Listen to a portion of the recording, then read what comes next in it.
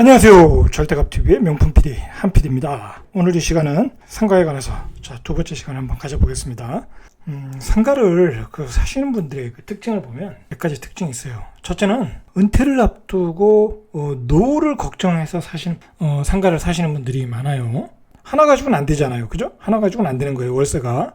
하나 가지고는 월세가 100만원, 150만원 그밖에 안 나오니까 2개, 3개 사시는 거야. 자, 그러다 보니까 이제 무리가 가는 거야. 하나 사도 융자가 50%, 60% 받는데 2개 사다 보니까 완전히 자신의 어떤 한계를 넘어서 대출을 받게 되는 거죠. 제가 이제 주변에서 많은 사례를 봤겠죠. 부동산에 대해서 몰라요. 모르시니까 또 상가를 사시겠죠. 다른 분들은 뭐 아파트 갭 투자다, 아파트 분양권 투자다. 자, 거기에서 많은 이익을 내고 있는데, 상가를 사시는 분들은 이 월세 소득에 집착을 하다 보니까 부동산에 대해서도 잘 모르고 상가에 대해서도 잘 몰라요. 모르는 상태에서 영업하시는 분들의 이야기만 듣고, 영업하시는 분들의 이야기는 거의 다 저거잖아요. 과대 증폭해서 이야기를 하는 거잖아요. 자, 그러다 보니까 그분들의 이야기만 듣고 사다 보니까 나중에 공실이 나오고 생각대로 월세도 안 나오고, 자, 그러다가 상가 공실을 5년이 가게 되는 거예요. 그러나 이제 또 이런 분도 있어요. 물론 상가의 고수들이 있어요. 고수들. 그분들의 초이스는 또 틀리죠. 굉장히 남다르죠. 남다른데 그 정도로 가야 내가 공실이 안 되고 4%, 5% 정도의 수익이 나오는 거예요. 상가라는 건. 조금 나오면 6%. 고수가 돼야. 자, 근데 그만큼 상가라는 게 어렵다라는 거. 상가는 아무리 잘해도 5%, 6% 이상을 넘기가 어려워요. 수익이라는 게. 꾸준히 나온다는 게 중요한 거죠. 꾸준히 나온다는 게 중요한 거지. 그 이상의 수익은 어렵다. 그리고 시세 차익도 그렇게 쉽지는 않아요. 상가는. 왜냐면 월세가 올라가야 시세 차익이 나는 거니까. 일반인들이 너무나 쉽게 달려든다는 거죠.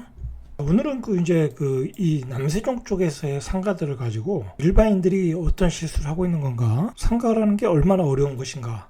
상가에 대한 환상을 좀 버려야 된다. 제가 개인적으로 생각할 때, 그럼 상가에 대한 대안적인 게 뭐가 있나?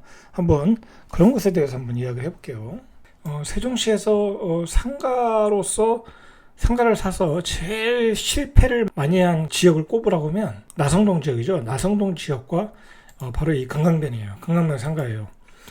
나성동 어바나트리움 쪽은 분양가도 너무 높았고, 그 다음에 상권도 형성이 잘 안 되고, 그 다음에 월 임대료도 당연히 이제 그만큼 안 나오기 때문에 이제 당연히 실패를 한 거고, 그 상권이 또 형성되는데 굉장히 오랜 기간이 걸릴 것이고, 그리고 상가에 대한 공급이 너무 많아요. 나성동은. 그런데 또 실패한 지역이 바로 이 금강변이에요. 금강변. 이 금강변이 왜 실패를 했냐면 금강변에 있는 상가다 보니까 그래도 행정수도의 금강변이면 앞으로 상권이 활성화되지 않겠냐, 상권이 좋지 않겠냐, 이제 그러한 환상으로 이제 이 지역들의 상가들을 분양을 했겠죠.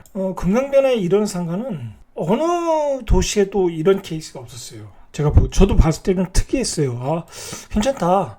처음에 저도 봤을 때는 괜찮다 그런 생각이 들 정도로 어느 도시에도 강변에 이렇게 상가를 멋지게 져놓는 경우가 없었다. 당연히 사람들이 어떤 환상을 갖겠죠. 그런데다가 여기에 또 보행교가 들어오지 않습니까? 자, 이렇게 보행교가 들어오지 않습니까? 그러니까 이 보행교가 들어오고 여기가 또 개발이 되면 한강변처럼 될 것이다 라고 이제 생각을 했죠. 그래서 이 상가들이 초반에 잘 팔리고, 제가 알기로는 조합원 딱지에 프리미엄도 붙었던 걸로 알아요. 일부 붙었어요. 이 지역에 있는 상가들이 분양가가 만만치 않았어요. 제가 알기로는 1층에 10평 기준으로 8억에서 10억 그 정도를 알고 있어요. 조합원이면 조금 싸게 샀겠지만 일반 분양인 경우에 8억에서 10억 싸지 않았다. 조금 차이는 있어요. 정확하지는 않지만 그 정도로 비쌌다. 자, 그런데 여기 지금 어떻게 됐어요? 이건 조금 시간이 지난 거지만 결정적으로 비었다는 거예요. 공실이 50%가 넘어요. 여기 음식점 들어왔다가 망해서 나가신 분들이 많아요. 자, 망해서 나가면 누가 들어오겠어요? 안 들어오죠.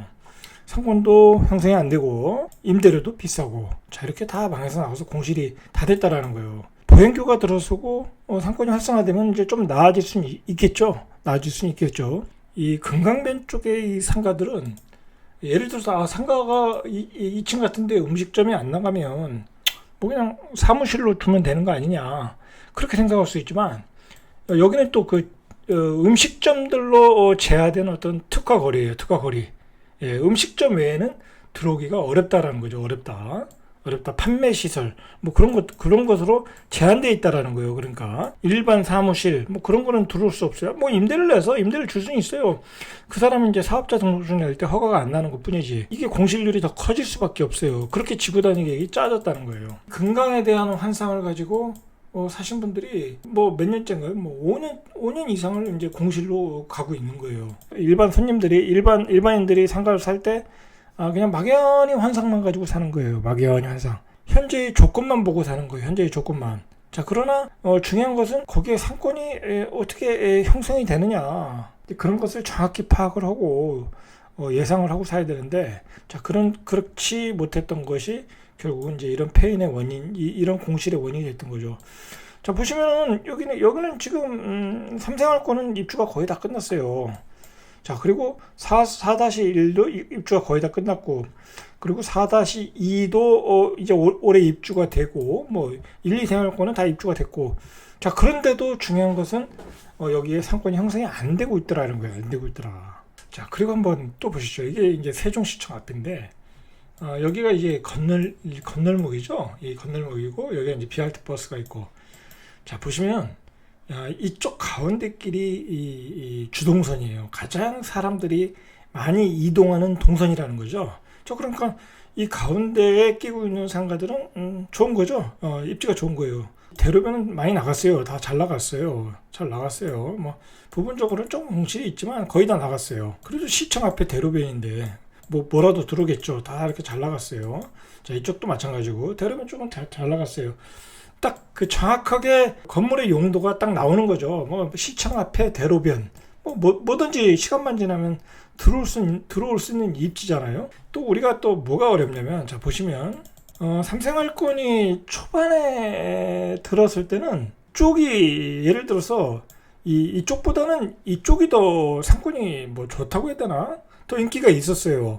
그리고 이제 뭐 이 초반에 또 부동산 쫙 들어왔으니까, 자, 이쪽이 더 인기가 있었단 말이에요. 자, 그게 왜 그랬었냐면, 자, 보시면 여기에 이제 복합 커뮤니티 센터가 있었고, 이쪽으로 이렇게 동선이 잡혔어요. 자, 동선이 잡혔어요. 자, 그러니까 요 금남 빌딩인데 요 빌딩들이 인기가 있었어요. 요 라인 쪽들이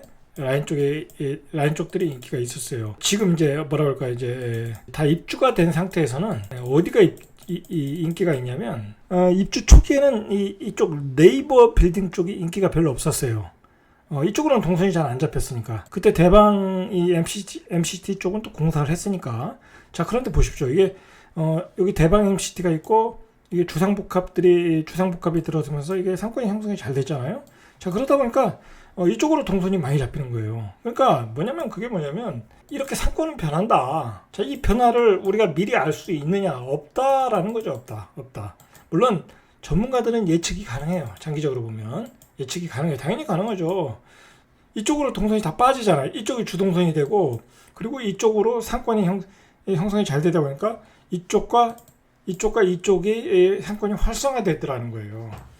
자, 제가 왜 이야기를 하냐면, 이쪽이 좀 공실이 많아요. 제가 보니까 이쪽이 좀 공실이 많아요. 뭐 물론 2층 3층은 상관없고요. 여기는 뭐 이제 사무실 들어오니까 이쪽에 1층들이 장사가 좀 잘 안 되거나 공실이 많아요.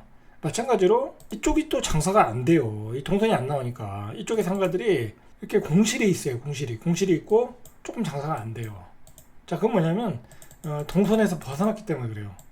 자, 제가 이 말씀을 왜 드리냐면, 상가를 살 때부터 그 주동선을 잘 잡으셔야 된다는 거예요. 아파트 앞에 건물들은 비교적 잘 나가요. 왜 그러냐면, 이제 이 아파트 앞에 들어올 수 있는 임차인들이 이렇게 다 정해져 있잖아요. 예를 들어 이렇게 학원, 태권도 학원, 뭐 미용실, 미술학원, 이런 것들이 이렇게, 아니면 병원, 이렇게 이제 근린 상권이기 때문에 이렇게 정해져 있어요. 자, 그런데 문제는 뭐냐면, 아파트 앞에 그 가구 수와 이 아파트 앞에 이 상가의 수를 또 계산을 해봐야 돼요.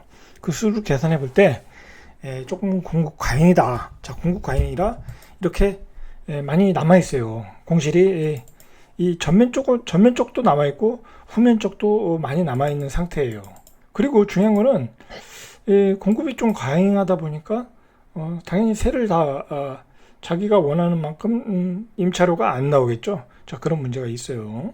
안쪽으로 들어오면 이제 뭐라고 그러죠? 이 먹자 상권인데, 이 먹자 상권이 이제 형성이 되려고 하면 이 주변에 업무 시설이 다 들어와야 돼요. 그렇지 않겠습니까? 이제 뭐 그 사람들이 끝나고 나서 술을 한잔 하든지 밥을 먹든지 해야 되는 거니까 이 주변의 상권이 다 형성이 돼야 되는데, 자, 그 형성되는 기간이 꽤 길다. 생각보다 길다.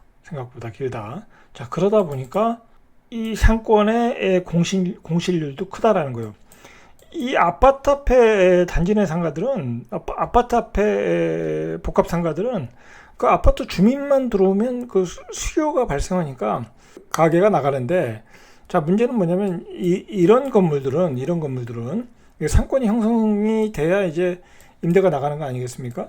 자, 뭐 예를 들어서 이제 뭐 마사지 방이 들어온다든지, 이렇게 마사지 방이 들어온다든지, 아니면 뭐 당구장이 들어온다든지, 아니면 술집이 들어온다든지, 자, 그래야 되는데 여기 상권이 형성이 안 되니까 아직 어떤 먹자 상권이 형성이 안 되니까 이 공실률이 크다. 자, 이런 데도 마찬가지예요. 지금 공실이 뭐 3년, 5년 기본이에요, 기본.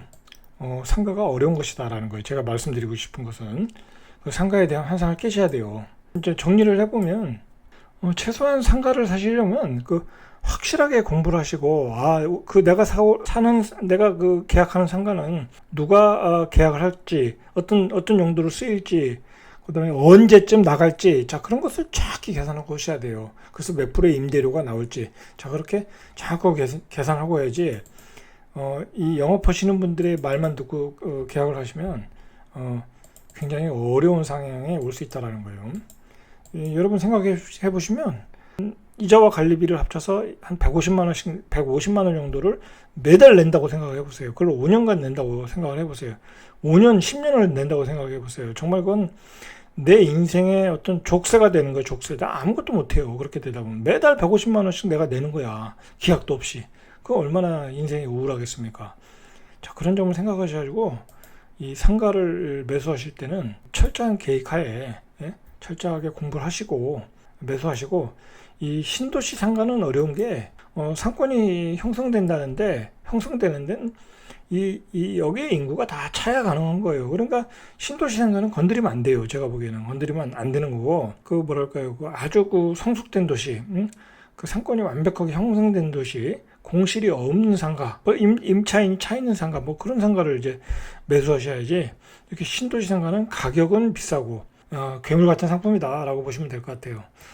그리고 저는 개인적으로 이렇게 생각하는 게, 이 상가보다는 저는 개인적으로 예를 들어서 미국의 좋은 우량주들이 있지 않습니까? 우량주도 있어요. 뭐 배당도 잘 주고, 배당도 3% 이상 주고, 그리고 주식도 매년 성장을 하고, 그런 주식을 사놓으라 이거예요. 상가를 살 돈 있으면 그런 주식을 사놓으라 이거. 어차피 상가를 사봤자 3%밖에 안 나오잖아요. 그죠? 3%밖에 안 나오잖아요. 근데 내가 미국의 좋은 우량주를 샀어. 그러면 매년 배당 3% 나와. 그 다음에 주가도 올라가는 경우가 많아. 금융위기가 와서 주가가 좀 떨어질 수는 있어요. 순간적으로. 자, 그래도 그땐 더 사면 되는 거니까 그 변동성은 그렇게 크지 않으니까 우량주들은. 자, 그런 주식을 오히려 사놓는 게 훨씬 낫다. 상가보다는. 저는 그렇게 생각을 해요. 자, 오늘은 여기까지 이상철대갑TV의 명품 PD 한 PD였습니다.